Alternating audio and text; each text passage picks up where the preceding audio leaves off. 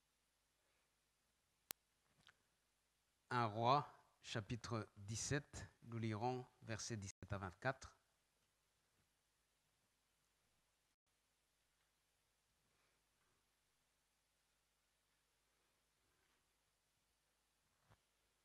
Et dans 2 Rois, nous lirons le chapitre 4, versets 16 à 37.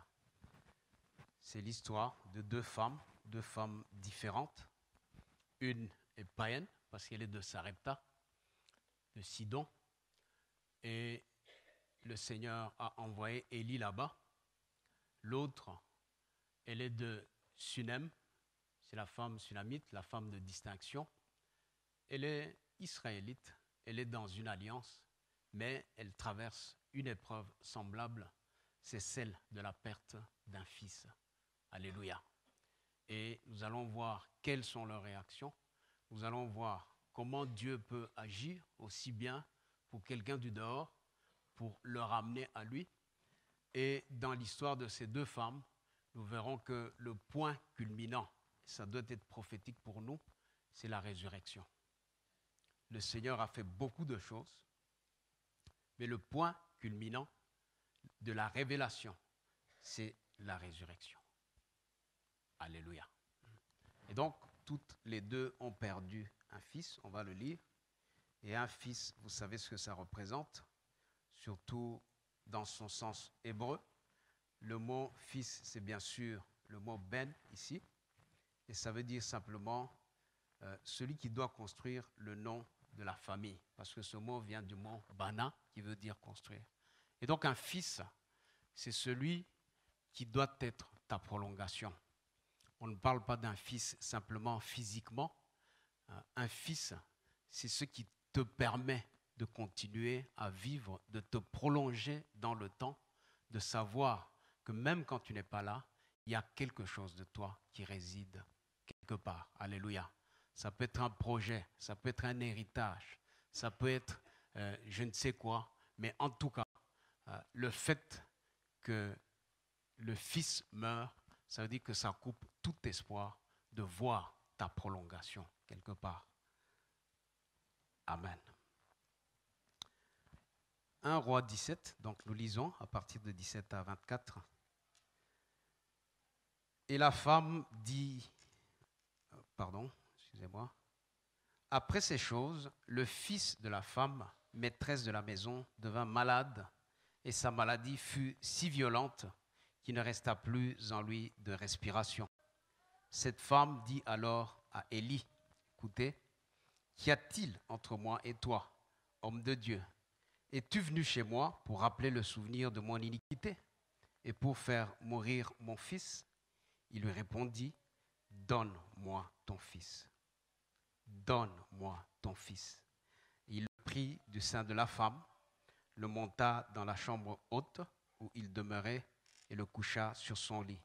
Puis il invoqua l'Éternel et dit, Éternel, mon Dieu, est-ce que tu affligerais au point de faire mourir son fils, même cette veuve chez qui j'ai été reçu comme un hôte? Et il s'étendit 3 fois sur l'enfant, invoqua l'Éternel et dit, Éternel, mon Dieu, je t'en prie, que l'âme de cet enfant revienne au-dedans de lui. L'Éternel écouta la voix d'Élie, et l'âme de l'enfant revint au-dedans de lui, et il fut rendu à la vie. Élie prit l'enfant, le descendit de la chambre haute dans la maison et le donna à sa mère. Et Élie dit, vois, ton fils est vivant. Et la femme dit à Élie, je reconnais maintenant que tu es un homme de Dieu et que la parole de l'Éternel dans ta bouche est vérité. Alléluia. Vous voyez la foi de cette femme. Elle était parvenue à douter que le même homme de Dieu qui avait fait des miracles, vous savez, c'est la même veuve chez qui Élie a produit le miracle de la farine et de l'huile. Mais à la fin, quand même, son assurance, sa foi n'était pas ferme. C'est simplement avec la résurrection qu'elle finit par croire que tu es maintenant, je crois vraiment que tu es un homme de Dieu. Alléluia. Gloire à Dieu. La Bible dit au verset 17 qu'après ces choses, Amen. Qu'est-ce que ça veut dire? Simplement, bien-aimée, elle venait de traverser une épreuve. L'épreuve de la famine, l'épreuve où, frappée par la famine, cette femme qui est veuve n'a plus rien à manger, etc. Et Élie vient de faire un miracle. Mais voici qu'une autre épreuve vient. Alléluia. Et parfois, nous pouvons nous dire, Seigneur, je viens de traverser une difficulté et voici qu'il y en a une autre qui arrive. Qu'est-ce qui se passe dans ma vie, Seigneur? Pourquoi est-ce que le sort s'acharne sur ma vie?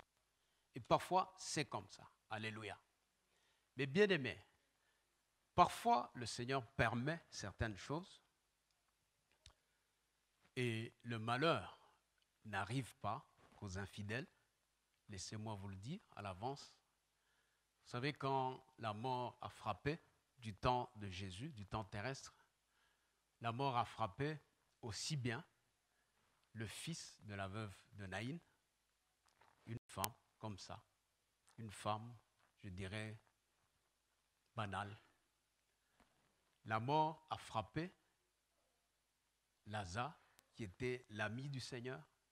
Autrement dit, la mort ou le malheur ne choisit pas.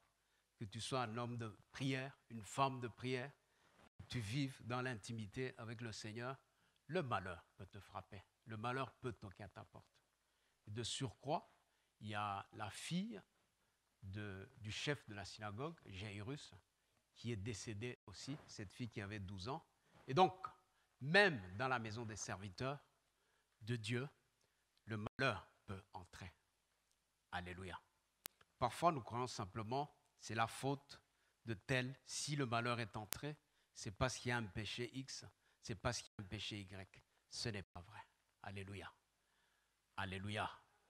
Croyez-moi, vous pouvez chercher où est la faille dans tout ce que vous faites, dans votre manière de vivre, et ne pas en trouver. Mais gloire au Seigneur.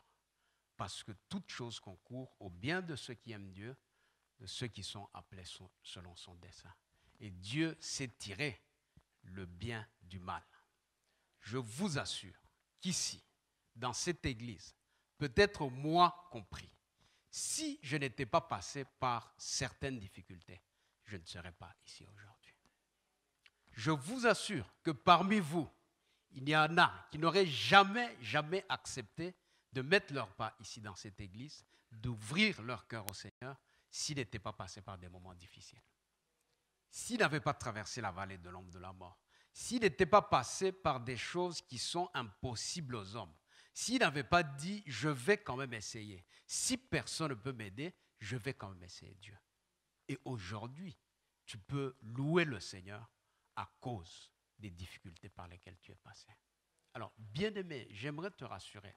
La situation dans laquelle tu vis, ce n'est pas pour ta perte, ce n'est pas pour ta destruction, mais c'est pour te rapprocher du Seigneur. Crois que le Seigneur est compatissant, crois que le Seigneur te voit, crois que le Seigneur a la capacité d'agir et surtout, il te demande, crois-tu cela? Alléluia. Verset 18, cette femme commence à dire à Élie, qu'y a-t-il entre moi et toi? Est-ce que tu es venu vraiment me rappeler mon péché, le souvenir de mon iniquité? On a dit que cette femme est païenne. Bien-aimé, parfois, le Seigneur permet aussi certaines choses. Parce que les gens, c'est vrai, quand nous vivons dans le péché, les portes sont ouvertes.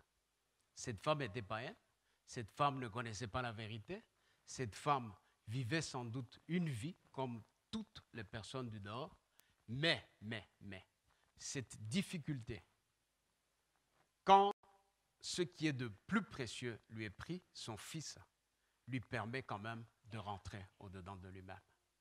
Lisez les autres passages plus haut, vous verrez que cette femme ne fait aucune introspection. Elle ne va pas vérifier l'état de son cœur, mais ici, elle se dit, peut-être ai-je péché. Et le fait qu'elle rentre au-dedans d'elle-même, le fait qu'elle commence à se poser des questions, c'est ce qui va la rapprocher du Seigneur. Alléluia. La Bible ne nous dit pas comment ça s'est passé, est-ce qu'Élie lui a fait confesser ses péchés. Le problème n'est pas là. Le problème, c'est entre elle et Dieu. Le problème, c'est entre elle et le Dieu qu'elle était en train de connaître, le Dieu d'Élie. Alléluia. Peut-être, je ne sais pas, vous avez invité des personnes, peut-être tu t'es dit ces histoires de la foi, ces histoires des églises ici, je ne sais pas comment les aborder, mais bien aimé, le Seigneur te demande de lui donner son cœur, parce qu'il connaît ton cœur, il sonde ton cœur et il a envie d'enlever tout ce qui peut amener la mort dans ta vie, dans les différents domaines de ta vie. C'est tout. Le reste, le Seigneur a la capacité de faire revivre ce qui était mort au-dedans de toi, ce qui n'avançait plus dans ta vie. Alléluia. La Bible dit ceci, c'est que Élie dit, donne-moi ton fils. Amen. C'est important. Vous savez, parfois, parce que nous ne faisons pas suffisamment confiance à Dieu, ici Élie, c'est l'image de Dieu, c'est bien sûr le serviteur de Dieu, mais son nom est prophétique. Ça veut dire Dieu est Dieu, Élie, simplement. Dieu est Dieu ou l'Éternel est Dieu. Alléluia. Et alors, cette femme, vous allez voir, quand on compara un peu à la femme sunamite qui était croyante, qui est allée voir l'homme de Dieu, cette femme est là, dans sa situation, elle ne sait pas quoi faire. Elle ne sait pas prier le Dieu d'Élie, et donc elle ne sait pas dans quelle démarche elle doit se présenter. Elle est là avec son problème, elle est là avec le cadavre de l'enfant, elle est là en train de se plaindre, elle est là en train de pleurer, elle est là sans savoir ce qu'il faut faire. Alléluia. Et c'est là où le Seigneur est en train de dire, donne-moi ton problème. Ça ne sert à rien de se promener avec un cadavre, ça ne sert à rien de se promener avec un souci, ça ne sert à rien de se promener avec quelque chose qui n'a pas en soi la vie, de faire tien ce problème et être incapable de se décharger de ce fardeau. La Bible dit, venez à moi, vous qui êtes chargés, fatigués, je vous donnerai du repos. Je ne sais pas quel est ton problème. Je ne sais pas comment tu le traînes. Je ne sais pas pourquoi il occupe tout ton cœur. Je ne sais pas pourquoi tu es incapable de le donner au Seigneur. Amen. La deuxième question. Jusqu'où ou qu'est-ce que tu es prêt à donner au Seigneur pour que la puissance de la résurrection agisse dans ta vie? C'est peut-être ta propre vie. Tu as une vie compliquée. Tu as une vie dans laquelle la mort s'est invitée. Dans chacun des aspects de ta vie, tu ne vois que la mort. Jusqu'où peux-tu dire, Seigneur, me voici tout entier. Je n'ai pas envie de laisser un domaine sur le côté. Je n'ai pas envie de te donner uniquement ce qui est facile. Je n'ai pas envie de te donner uniquement ce qui me plaît. Mais Seigneur, tu ne veux rien à moitié. Prends tout de moi, Seigneur. C'est la question que le Seigneur pose.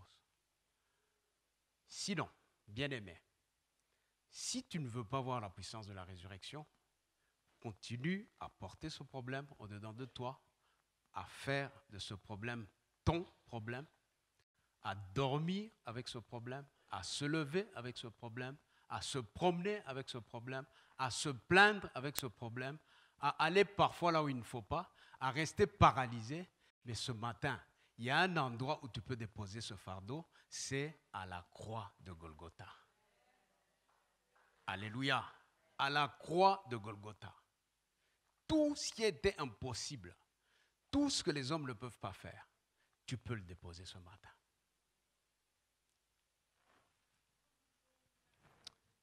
La Bible dit que Élisée l'amena dans la chambre haute. Vous savez ce que signifie la chambre haute? La chambre haute, c'est simplement le fait de s'élever au niveau spirituel et de ne pas rester au niveau terrestre, au niveau des raisonnements.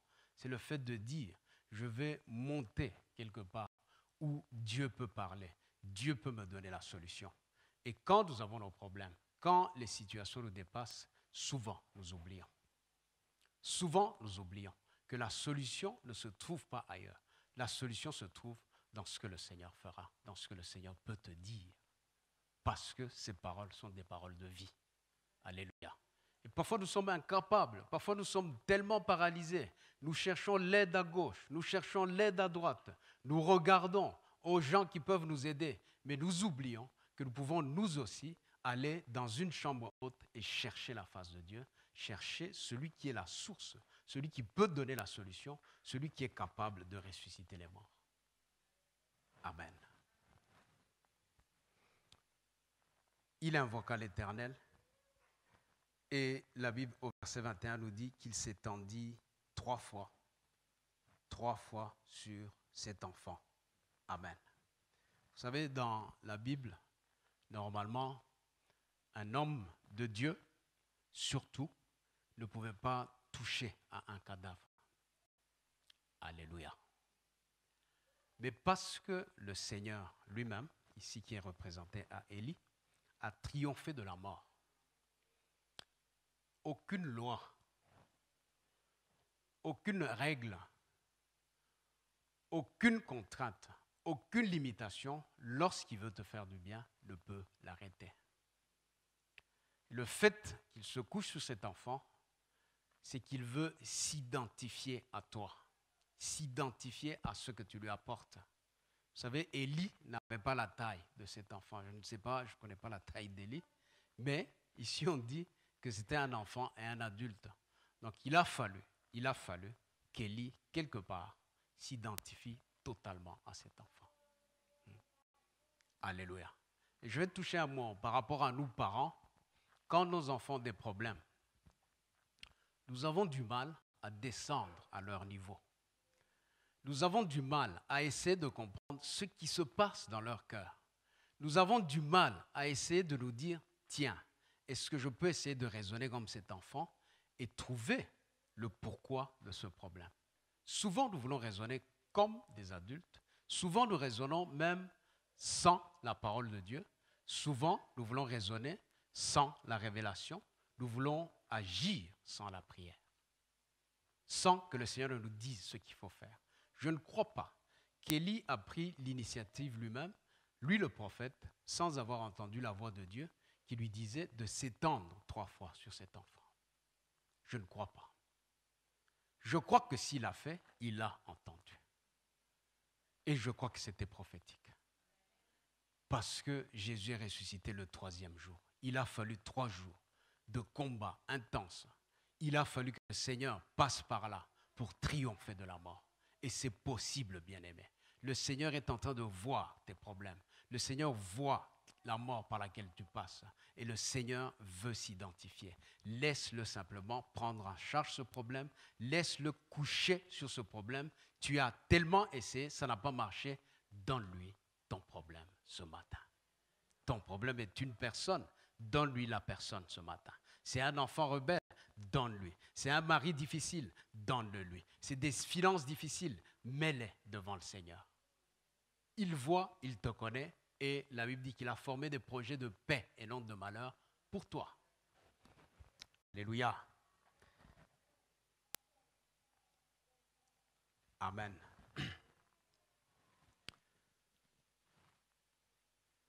Et je ne voudrais pas m'étendre dessus, mais parce que cette femme était païenne, certainement.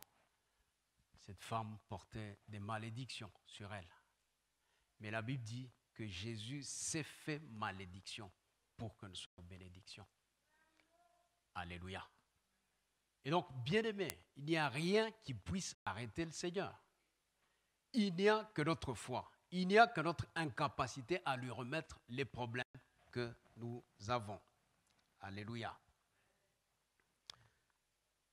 Ainsi donc, Élie se couche sur cet enfant et l'enfant, bien sûr, revient à la vie. L'enfant est rendu à la vie, comme dit cette parole. Alléluia. Je ne sais pas, sur ce lit où Élie l'a déposé, mais ce lit-là, qui symbolisait peut-être la mort, ce lit-là, où peut-être la maman avait pleuré, ce lit est devenu un lieu d'intercession. Amen. Alléluia. Est-ce que le lit où tu pleures toutes les nuits, le lit dans lequel tu te tournes la nuit, l'endroit où tu es en train de tourner en rond, amen, ne peut pas, au lieu de devenir un lieu de larmes simplement, devenir un lieu d'intercession. Est-ce que ça ne peut pas dire, Seigneur, cet endroit, transforme-le, ô Dieu Tout-Puissant. Je voudrais que cet endroit par lequel la mort est passée, cet endroit puisse témoigner également que par ta présence, la vie est possible à cet endroit. C'est possible. Ton foyer qui ne va pas, c'est possible que ce foyer devienne un lieu de témoignage. Que les gens qui avaient vu la mort dans ce foyer, c'est possible qu'un jour les gens disent, c'est vraiment le Seigneur qui a fait ces choses. C'est possible que cette maladie que les médecins avaient dit qu'elle était incurable et qu'elle conduirait à la mort, c'est possible. Bien aimé, j'ai donné un témoignage ici un jour. Alléluia. Par rapport à ma femme, je ne vais pas le reprendre. Mais après que le Seigneur ait fait ce miracle, j'ai écrit au médecin de cette unité. J'étais jeune dans la foi. Je crois que je n'étais même pas encore ici à l'église. Mais j'ai écrit à ces médecins. Alléluia. Pour leur dire ce que vous aviez dit que c'était impossible, le Dieu dont je vous parlais, quand ma femme était dans le coma, voici ce qu'il a fait. Voici ce qu'il a fait. Et je sais, parce que j'ai déposé la lettre moi-même, qu'ils l'ont lu. Alléluia. C'est possible. Amen.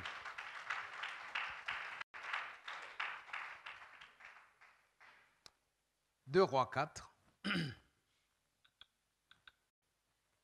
2 Rois 4.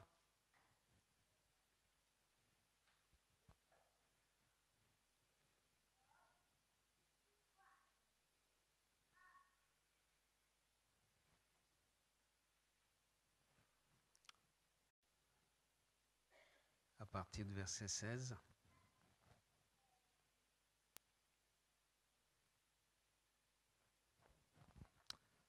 Alléluia. Donc, 1 Roi 17, nous venons de voir que Dieu ne fait exception de personne. Et si Dieu veut se révéler à quelqu'un qui n'est pas dans l'alliance, quelqu'un qui n'a pas encore donné sa vie au Seigneur, il est capable d'opérer un miracle. Alléluia. Juste pour que cette personne reconnaisse qu'il est le vrai Dieu. Qu'il est le vrai Dieu. Jésus a parlé de cette veuve, en disant que du temps d'Élie, il y avait des veuves en Israël. Mais Dieu n'a pas permis qu'il se fasse un miracle comme celui-là, sinon à Sidon. Amen. Et Dieu voulait témoigner qu'il n'était pas le Dieu d'Israël simplement, mais qu'il était le Dieu des nations. Il peut être le Dieu des païens. Amen. Pourvu qu'on accepte de donner son cœur, sa vie à ce Seigneur Jésus. 2 Rois 4, verset 16.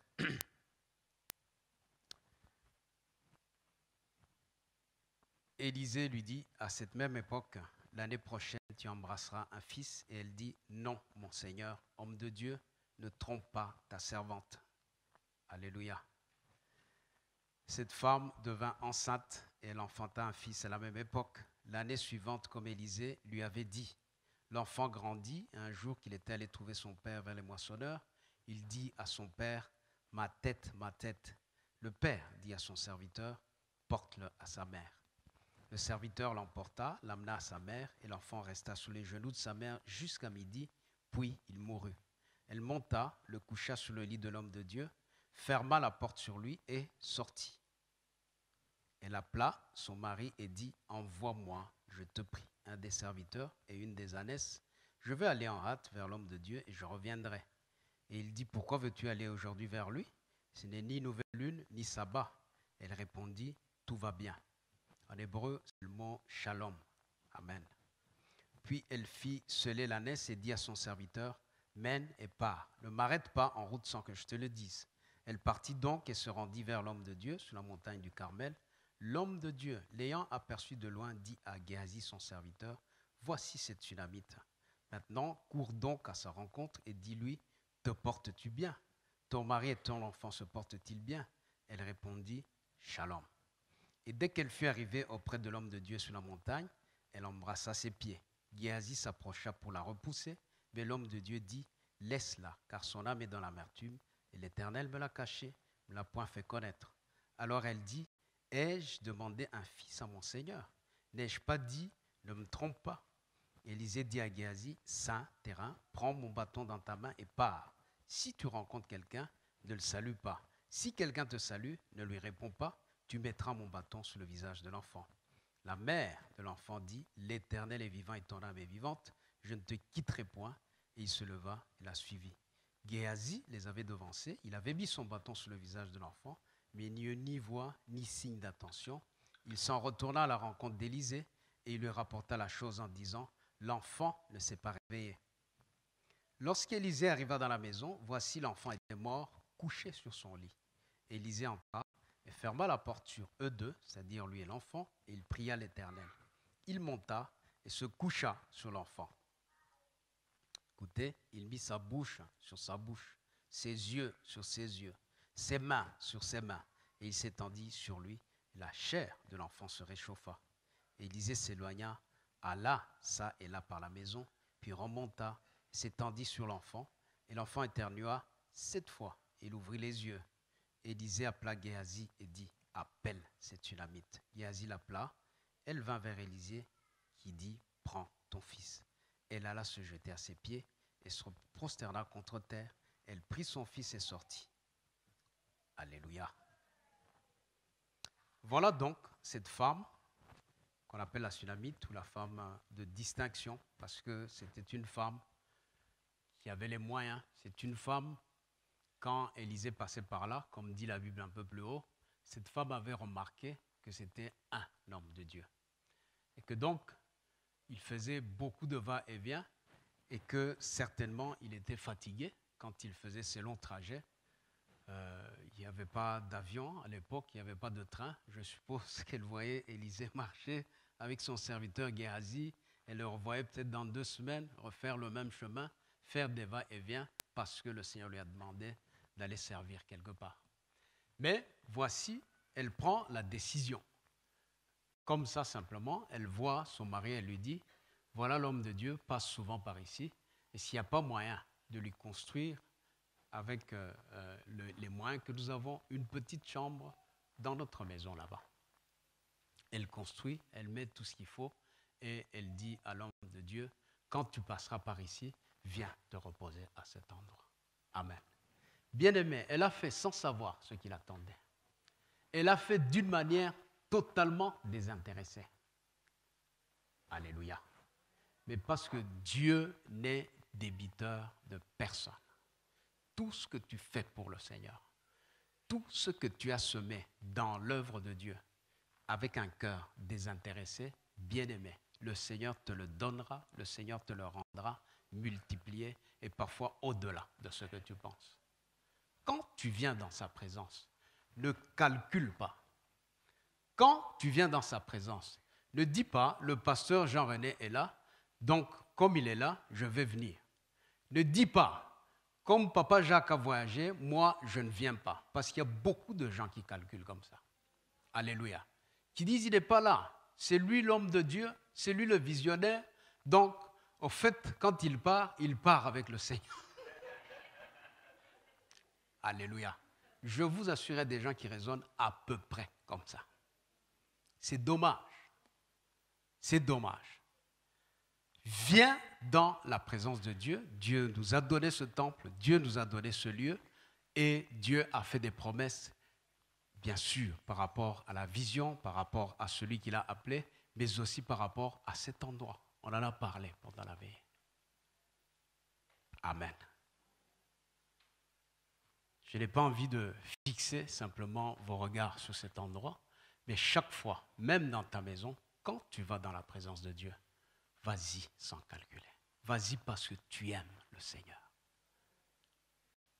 Prends du temps parce que quand tu as le choix entre 2 passions, ce qui va déterminer ce que tu aimes, c'est ton choix, simplement. Alléluia.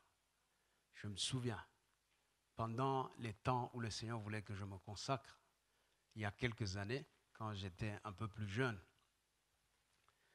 il y a des fois où le Seigneur m'a demandé, J'aimais beaucoup le sport, comme beaucoup d'hommes. J'aimais le foot en particulier.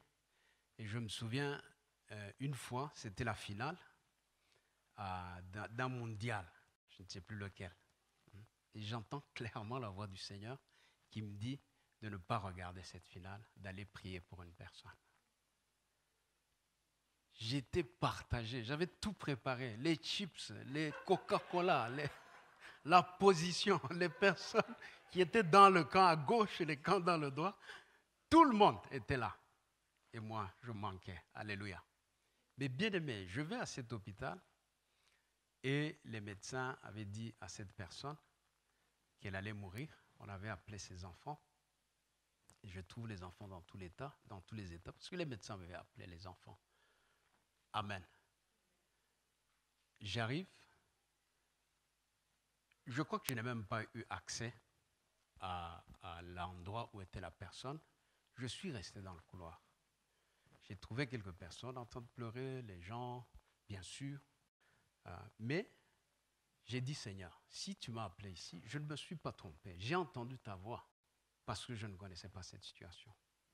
J'arrive là et je n'ai pas l'accès, mais je dis, Seigneur, je vais prier par la foi. Ta parole n'a aucune limitation. Les murs qui sont ici, les paroles des médecins, toutes ces choses ne sont rien. Si tu m'as appelé ici, c'est pour que cette personne ne parte pas, du moins maintenant. Parce qu'on l'a dit tout à l'heure, même Lazare, quelque part, même si on l'a ressuscité, mais Lazare est décédé. Alléluia. Bien-aimé, je suis allé, j'ai prié pas longtemps, parce qu'on ne pouvait pas rester longtemps. Je suis retourné, le match était fini. Mais quand on m'a appelé, on m'a dit, la personne est revenue. Elle n'était pas morte. Je ne suis pas en train de dire qu'elle était morte et qu'elle est ressuscitée. Mais les médecins avaient appelé ses enfants pour dire, dites-lui au revoir parce qu'il n'y a pas de signe et elle ne passera pas cette nuit. C'était ça la parole des médecins. Amen. Elle a vécu quelques années en plus. Alléluia. Pour dire, bien-aimé, quand le Seigneur t'appelle, quand le Seigneur te dit, va à cet endroit, c'est que le Seigneur veut faire quelque chose. Apprenons à obéir sans calculer quoi que ce soit. Apprenons à obéir en nous débarrassant de nos passions. Amen. Parfois, la Bible dit quelque part qu'un jour, quand nous serons dans les cieux, il y aura des grincements dedans et des pleurs. Parfois, on croit simplement, bon, les gens seront en enfer. Non, on parle des cieux quelque part. C'est que le Seigneur te montrera ce qu'il aurait pu faire avec toi, mais parce que tu n'as pas été obéissant, il y a des choses qui n'ont pas été faites. Il y a des miracles qu'il n'a pas opérés. Amen. Crois-tu cela? J'ai entendu un seul amen. Que le Seigneur bénisse maman José. Alléluia.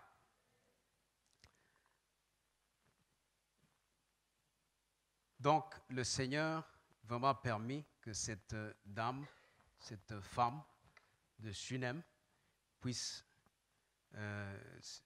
bâtir cet endroit pour Élisée. Et la Bible dit qu'elle a pressé même l'homme de Dieu à venir à cet endroit. Alléluia.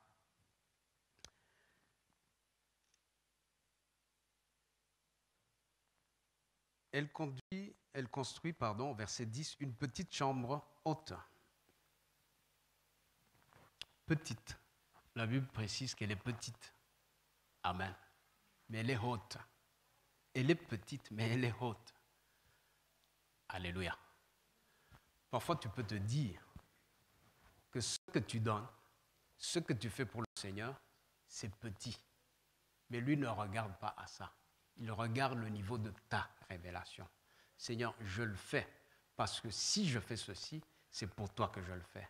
Seigneur, même cette petite prière, je la fais, mais par la foi. Je la fais dans la chambre haute. Je la fais parce que je me suis élevé à un niveau où je crois que cette prière, parce que c'est toi qui es en train de me l'inspirer, cette prière peut agir. Il n'y a rien de petit pour le Seigneur si c'est donné avec tout son cœur. Si c'est fait par la foi, il n'y a rien de petit. Alléluia. Et puis, elle a disposé les meubles, elle a mis tout ce qu'il fallait, on ne va pas s'attarder dessus. Et quand Élisée est là, donc il voit que vraiment cette famille s'occupe de lui et il demande en fait à cette dame, verset 13, qu'est-ce qu'il peut faire pour elle en retour. Élisée n'a pas de révélation spéciale, il ne voit pas ce qu'il peut faire, le Seigneur ne lui a rien dit, mais voilà qu'il part. Il dit, est-ce qu'il faut parler pour toi au roi? Comme Élisée était proche du roi, il croyait peut-être que si elle avait un problème XY, cette femme pouvait aller chez le roi et le roi pouvait résoudre ce problème. Alléluia. Mais cette femme dit ceci, qu'elle vit au milieu de son peuple. Quelle foi, bien-aimée. Ça veut dire elle savait que même si elle avait un souci, ce n'était pas le roi qui allait résoudre. Combien de fois est-ce qu'on ne se dit pas que si je rencontrais tel, mes problèmes se résoudraient? Que si j'avais cette connexion-là, mon problème allait se terminer. Mais la vraie connexion, c'est Jérémie 33, 3. Invoque-moi et je te répondrai, je te montrerai les choses cachées, celles que tu ne connais pas. C'est ça la vraie connexion. Parce que tu peux aller chez les hommes, ils peuvent te décevoir. Tu peux aller sur recommandation et les mêmes hommes te diront que le problème pour lequel tu es venu, moi-même, j'ai ce problème dans ma maison. Alléluia. Si on nous avait recommandé à l'époque au général Naaman, quelle joie de dire je vais rencontrer ce général. Alléluia. Mais ce général, bien habillé, couvert, mais lépreux à l'intérieur et incapable de trouver quelqu'un qui puisse le soigner. La vraie connexion, ce n'était pas lui. La vraie connexion, c'était la petite servante qui connaissait le secret du Dieu d'Israël. Alors, simplement, Géhazi lui propose, il dit, voilà, cette femme, j'ai observé, ça fait plusieurs jours qu'on passe par ici, mais je vois qu'ils n'ont pas d'enfant. Est-ce que tu ne peux pas prier pour lui, pour ce couple? Et bien sûr, Élisée va prier, Élisée va demander à cette femme si elle veut un enfant, et c'est là où on a entendu cette femme qui dit, ne me trompe pas. J'ai vu plusieurs prophètes passer ici. Il y a des Américains qui sont passés la semaine passée, il y a des Africains, eux je n'en parle pas, ils m'ont raconté des tas d'histoires. Toi aussi tu viens me tromper, tu ne vois pas l'âge de mon mari, tu ne vois pas comment il est vieux, ne me dis pas des choses pour me décevoir après. Je t'ai fait du bien, restons-en là s'il te plaît. Je t'ai fait du bien, tu ne me dois rien. Alléluia. Et l'homme de Dieu inspiré dit la même année, à la même époque, dans un an, tu auras un enfant. Alléluia. Elle n'a rien demandé. L'enfant est là. Et quand l'enfant est là, la Bible nous raconte toute cette histoire, c'est que l'enfant a grandi. Quand l'enfant devient assez grand, il commence à aller dans les champs avec son papa. Et un jour, la tête lui prend. Il y a un mal de tête qui lui prend. Et l'enfant commence à crier « ma tête, ma tête ». En quelques heures, cet enfant, qu'entre-temps le serviteur a ramené chez sa maman, cet enfant meurt. Alléluia. La Sunamite se pose certainement des questions. Elle le met sur ses genoux, elle commence à se poser la question, qu'est-ce qui se passe? Mais, contrairement à l'autre femme qui est en train de se plaindre, bien aimée, elle prend courage, elle ferme la chambre, et la Bible dit qu'elle prend cet enfant et le monte, non pas dans sa chambre, mais dans la chambre d'Élisée, dans la chambre haute, et le couche sur le lit. Parce qu'elle sait que c'est lui qui a la connexion. Elle sait qu'Élisée veut dire aussi Dieu sauve. Donc, en fait, quand un juif ou quelqu'un qui comprend cette langue, on dit Élisée, ça veut simplement dire Dieu sauve. Et quelque part, ça résonnait au-dedans d'elle.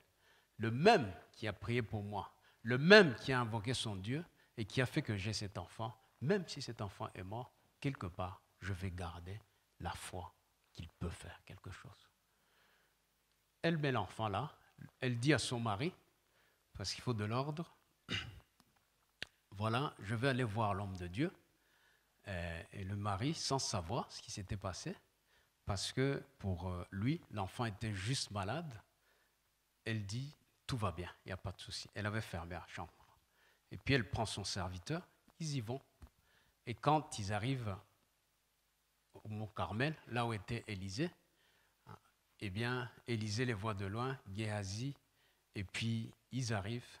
Donc elle vient se prosterner aux pieds de l'homme de Dieu. Géhazi veut l'éloigner, etc. Et puis Élisée lui-même n'a pas reçu la révélation de ce qui s'est passé. Et voici que la femme commence à lui dire, ça c'est au verset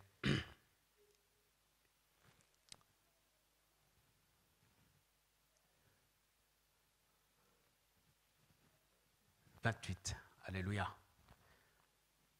Amen.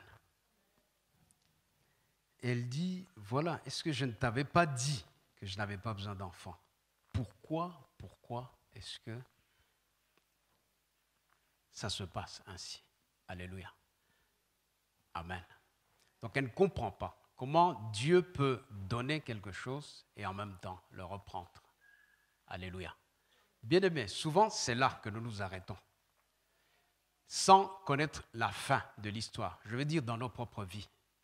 Parfois, nous sommes tellement tourmentés par ce qui nous arrive que nous oublions qu'il peut y avoir une suite à ce que nous sommes en train de traverser. Parfois, nous oublions que le même Dieu qui a fait ce qu'on a chanté tout à l'heure, le même Dieu peut faire. Et il entre dans cette démarche en disant maintenant, ok, c'est toi qui as prié pour cet enfant, en tout cas moi, je ne te quitte pas. Je ne te quitte pas. Si du moins l'enfant ne ressuscite pas, mais il me faut une explication quelque part. Alléluia. Et envoie donc son serviteur. Il envoie et lui dit, ok, vas-y, tu vas poser le bâton. Quand tu le poseras sur le visage de l'enfant, il va revenir à la vie. Géhazi court. Géhazi arrive là-bas. Il essaye. Ça ne marche pas. Alléluia. Pourquoi? Parce que, bien aimé, avec Dieu, on n'est pas dans les méthodes. Probablement qu'Élisée avait déjà utilisé cela et qu'il croyait que ce miracle allait se répéter de cette façon-là. Eh bien, ça ne s'est pas passé. Ça ne s'est pas passé. Imaginez cette dame, parce que quand ils y vont, ils vont à la suite de Géhazi. Géhazi vient et dit, ça n'a pas marché. Donc, quel désarroi. Amen. Et puis, c'est là où Élisée va. Il monte, il va dans la chambre. Et puis, Élisée, de la même façon que son père, dans Jean 5, 17, parce que Élisée était le fils spirituel d'Élie, Jésus a dit, mon père agit et moi j'agis de même, j'agis encore. Alléluia. C'est possible que les miracles que tu as vu faire un grand homme de Dieu, que le Seigneur te les fasse faire aussi. C'est possible que quand tu es sous une onction particulière, la même onction t'accompagne et que des choses merveilleuses, des choses que toi tu te sentais incapable de faire, que Dieu puisse les faire pour te montrer que tu as fait le bon choix, que l'endroit où il t'a placé, c'est là que tu dois être. Alléluia. Et donc, Élisée se couche sur l'enfant et la Bible dit que ça n'a pas marché tout de suite. Donc, l'enfant était tellement froid. Mais, de nouveau, voyez bien aimé cette identification. La Bible dit qu'il s'est couché, les yeux sur les yeux, la bouche sur la bouche, les mains sur les mains. Prenez un petit enfant, prenez un adulte, de nouveau comme Élie, c'est vraiment difficile de s'imaginer. Je ne sais pas si Élisée a dû se tordre dans tous les sens, je ne sais pas dans quelle position il s'est mis, mais imaginez. Et ensuite, c'est vraiment la révélation parce que si ce n'est pas le Seigneur, il y a des choses qui ne marchent pas. Vous verrez aujourd'hui dans des ministères, moi j'ai déjà entendu parler de quelqu'un qui dit qu'il utilise la méthode Élisée. Je dis, c'est quoi la méthode Élisée? Donc quand les gens ont des problèmes, il fait la même chose. Ça ne marche pas. Alléluia. Et donc, c'est que quelque part, c'était prophétique aussi. Parfois bien aimé. Je vais parler des enfants parce que nous sommes en famille aujourd'hui. Et je parle des enfants parce que souvent, ils sont la cible de l'ennemi. Parfois, l'ennemi cherche les parents, il ne trouve pas de faille. Il cherche les serviteurs, il ne trouve pas de faille. Comme l'ennemi est lâche, comme l'ennemi n'a pas de pitié, qu'est-ce qu'il va faire? Il va chercher les plus faibles. Il va nous contourner. Et il vient toucher à ce que nous avons de plus précieux. Il vient toucher aux fils, il vient toucher aux filles. C'est comme ça que ça se passe. Alléluia. Et donc, vous allez voir que les enfants, les yeux, ici on parle du fait que Élisée a été mettre les yeux sur les yeux, parce que les yeux étaient morts. Vous avez l'impression parfois que certains enfants ne voient pas.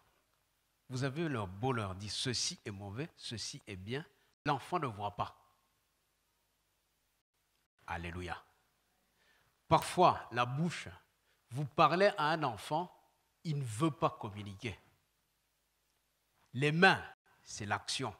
Parfois, vous parlez aux enfants, ils ne veulent rien faire. Ils laissent les études. Vous leur demandez de faire ce qu'ils doivent faire à la maison, incapables de faire quoi que ce soit. Alléluia. La mort est entrée dans les pieds, dans les mains, la mort est entrée au niveau de la bouche, au niveau des yeux, au niveau de leurs sources, etc. Mais, il y a ce problème où le Seigneur sait exactement là où il doit toucher. Il sait pourquoi ces enfants ne communiquent plus. Il sait pourquoi ces enfants sont devenus inactifs. Présente-lui la situation telle qu'elle est. Seigneur, cet enfant ne veut plus me parler. Seigneur, cette épouse est devenue muette. Seigneur, cette situation, je ne vois plus où je dois aller, je ne vois plus ce que je dois faire. Tu la présentes au Seigneur. Et le Seigneur est capable de ramener la vie. Et la Bible dit que ça n'a pas marché tout de suite. Parfois, il faut de la persévérance dans nos prières.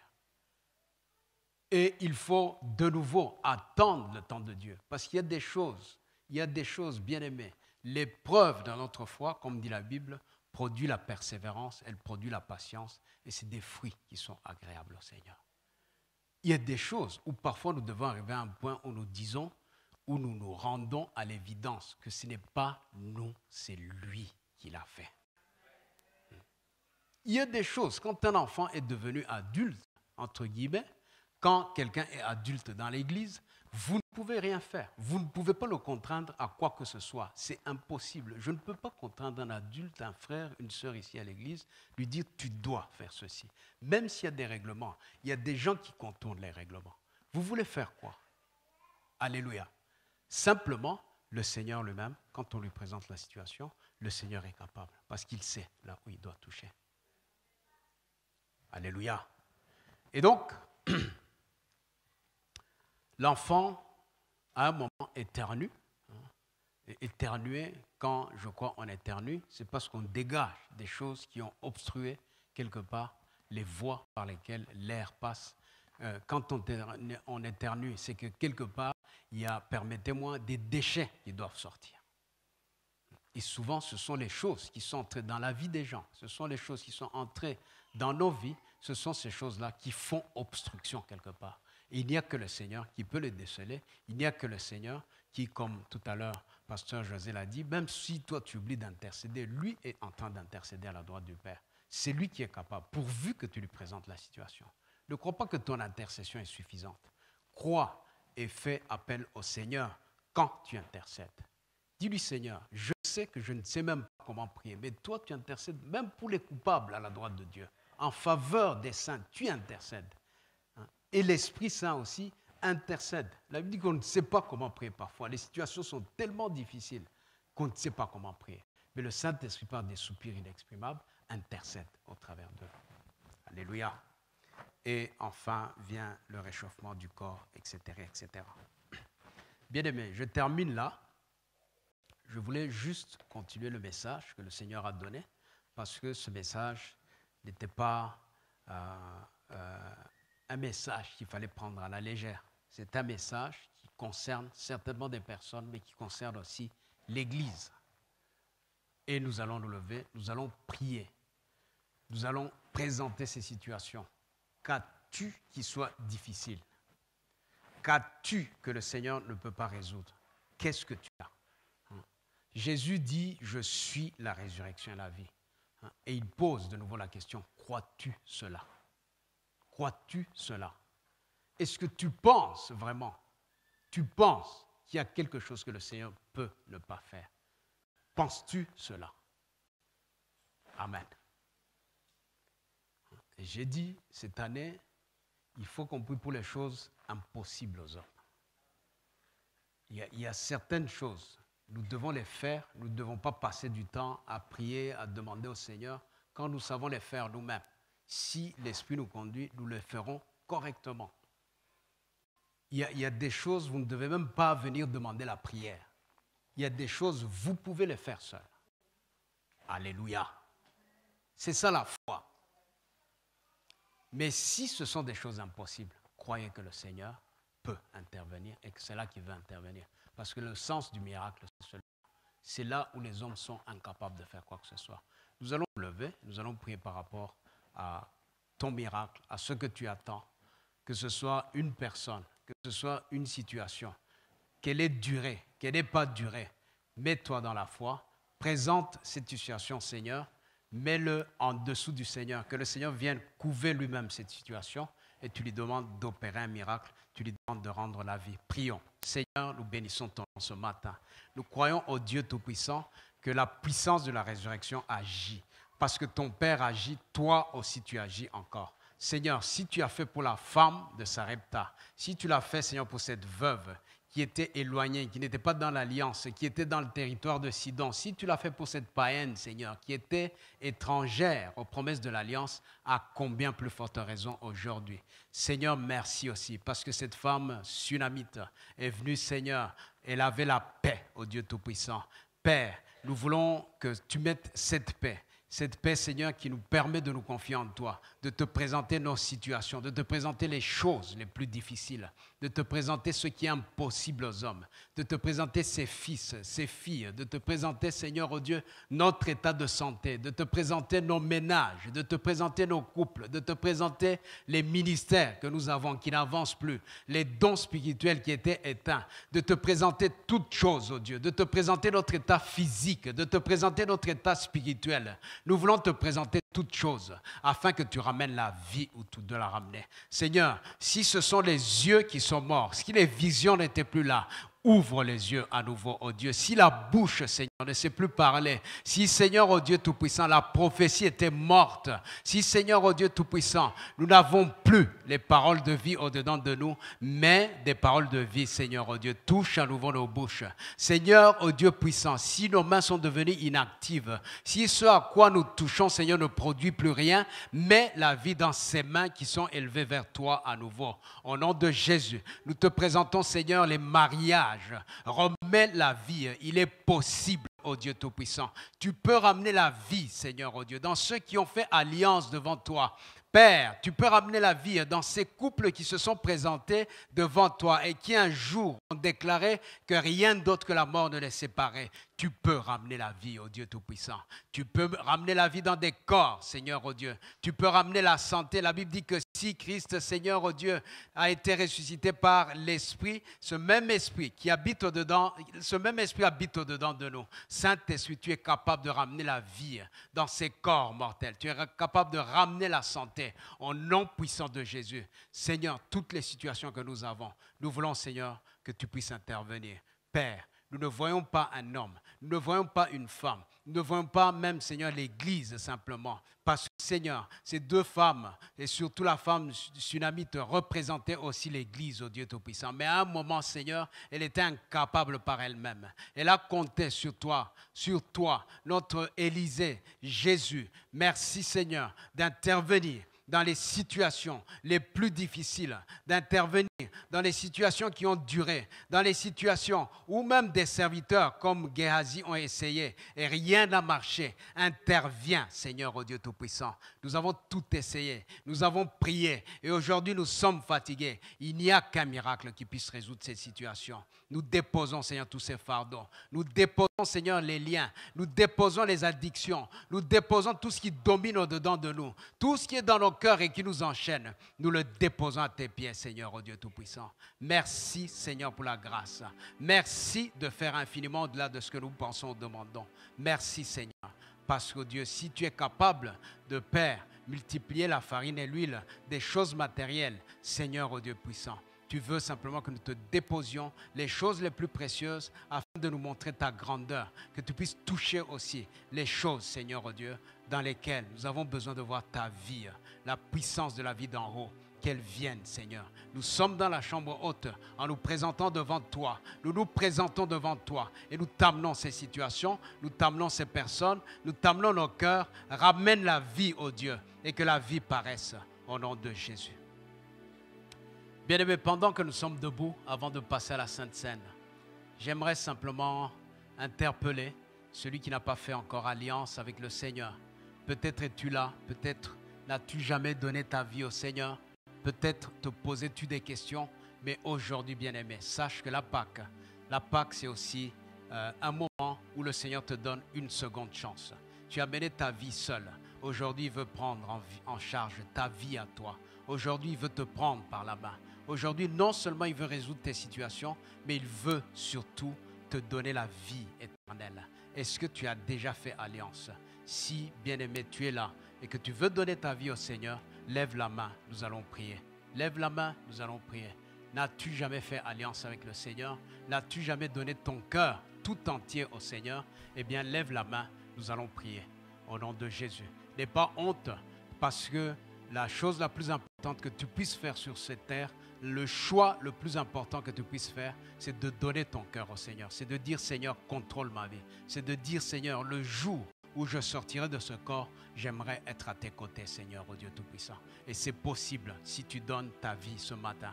C'est possible si tu fais le choix ce matin de donner ton cœur au Seigneur. Quelqu'un veut-il donner son cœur au Seigneur? Lève simplement la main. Nous l'avons tous fait un jour. Un jour, j'ai fait un pas. Merci, bien-aimé. Merci. Est-ce que nous pouvons acclamer le Seigneur pour cette personne? Y a-t-il quelqu'un d'autre? Y a-t-il une autre personne qui veut donner sa vie au Seigneur? C'est la Pâque. Il faut que ta vie, il faut que ton être intérieur revienne à la vie. Il faut que tu ressuscites dans ton être intérieur. Bien-aimé, c'est possible d'entendre la voix de Dieu. C'est possible de voir les choses d'en haut. Mais il faut que tu naisses de nouveau. Tu ne peux pas voir les choses du royaume. Tu ne peux pas rentrer dans le royaume.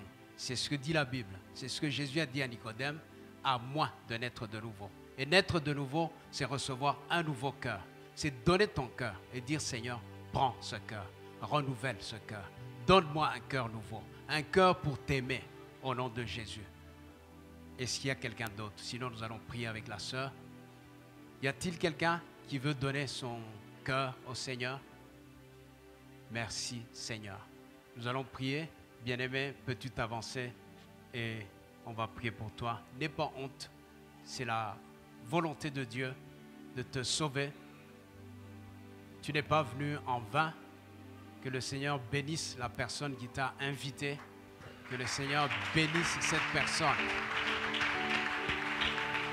Elle a obéi et le Seigneur le lui rendra.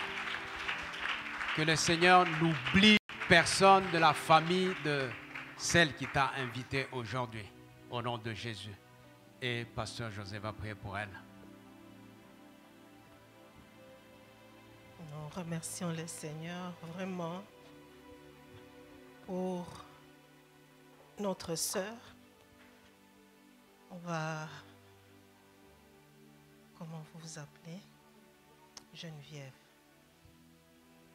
C'est un moment décisif de votre vie. Vous avez fait le bon choix. Votre nom est inscrit dans le livre de vie. Et vous ne serez plus jamais seul. Le Seigneur est là. Le Saint-Esprit est là. Il va vous conduire tous les jours. Christ, c'est une vie, ce n'est pas une religion. C'est une relation, mais une relation, ça se cultive. Donc, il faudra cultiver cette relation avec le Seigneur. Ne le cherchez pas à l'extérieur, il est en vous. Vous pouvez lui parler. Il est près de vous. Il vous entend, il vous voit, il vous écoute. on va faire cette prière. Je vais vous demander juste de retourner. N'ayez pas peur. Vous allez répéter après moi. Seigneur Jésus, je te donne mon cœur. Je te demande pardon pour tous mes péchés.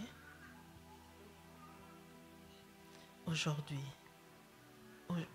je veux vraiment, Seigneur, que tu conduises ma vie, que tu viennes régner en moi, que tu prennes place dans mon cœur, que tu règnes dans mon cœur. Merci Seigneur pour la vie. Merci Seigneur pour le salut. Merci Seigneur.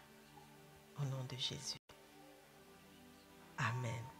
Amen.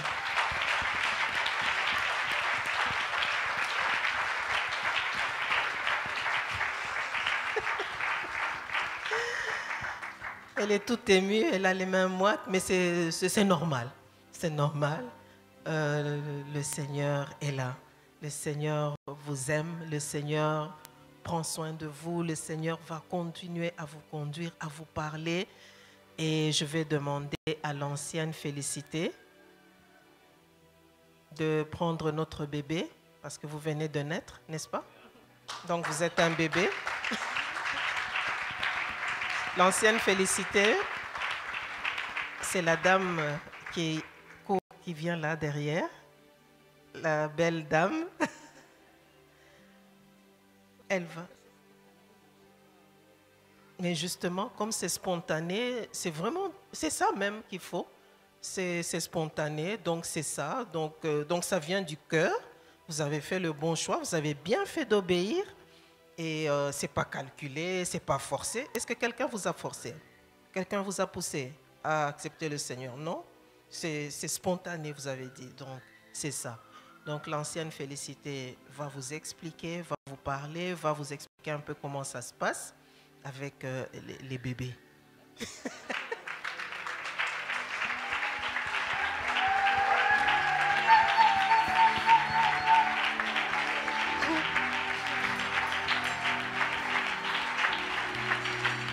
On va partager la Sainte Seine.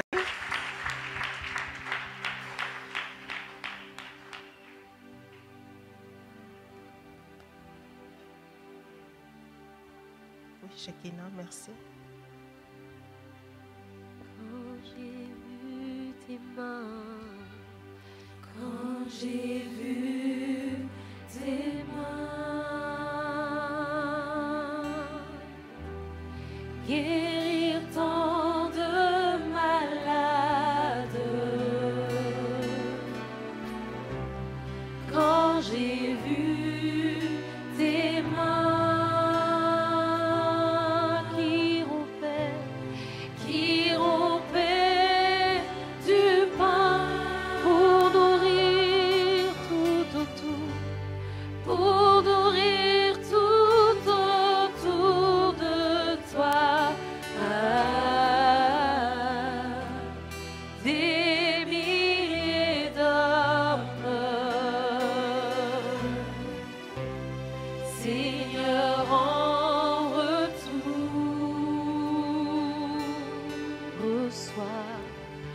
reçois mon amour. Quand j'ai vu tes pieds, quand j'ai vu tes pieds, saignés de partout, saignés de partout. Quand j'ai vu tes pieds percés par des clous, percés par des clous, pour sauver, Seigneur, pour sauver tout autour de toi.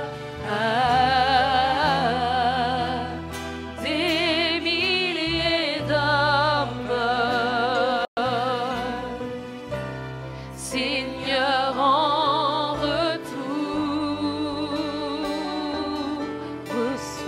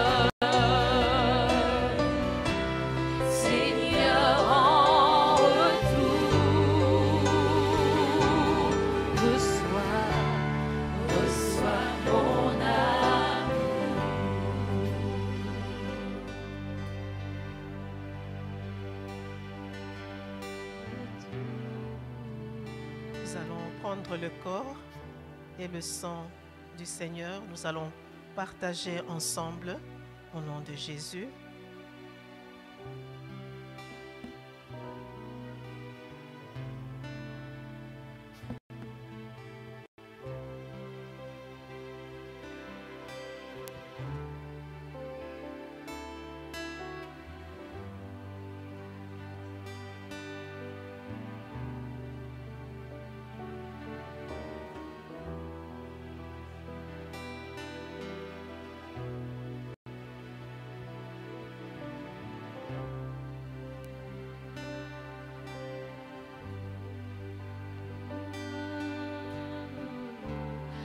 Reçois mon amour quand j'ai vu ton corps, quand j'ai vu ton corps, tout meurtri de coups, tout meurtri de coups, quand j'ai vu ton corps vivant malgré tout, vivant malgré tout, ressuscité. Est-ce qu'on peut se lever et chanter ce chant? Ressuscité, oui, pour toujours. Des milliers d'hommes, oh Seigneur, Seigneur en retour. Reçois mon amour, reçois mon âme. Oh oui, quand j'ai vu ton corps, quand j'ai vu ton corps, tout meurtri de coups, tout meurtri de coups, quand j'ai vu ton corps, quand j'ai vu ton corps, vivant malgré tout, vivant malgré tout, ressuscité, oui, pour toujours. Des milliers d'hommes, Seigneur en retour. Reçois mon amour, reçois mon âme, oui, Seigneur en retour, Seigneur en retour. Reçois mon amour, reçois mon amour, oui, Seigneur en retour, Seigneur en retour. Reçois mon amour. Nous acclamons le Seigneur.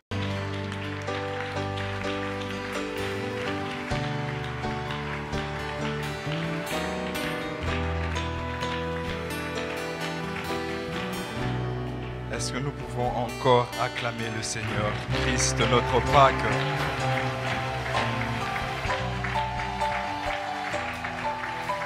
Je vais demander à la chorale de nous chanter encore cette chanson.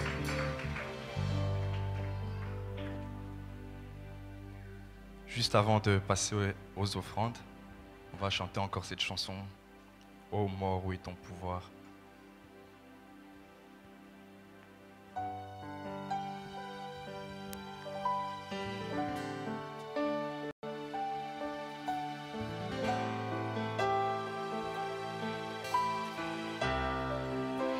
Les étoiles ont pleuré, les étoiles ont pleuré, le soleil s'est voilé. Est-ce que vous pouvez vous lever, s'il vous plaît?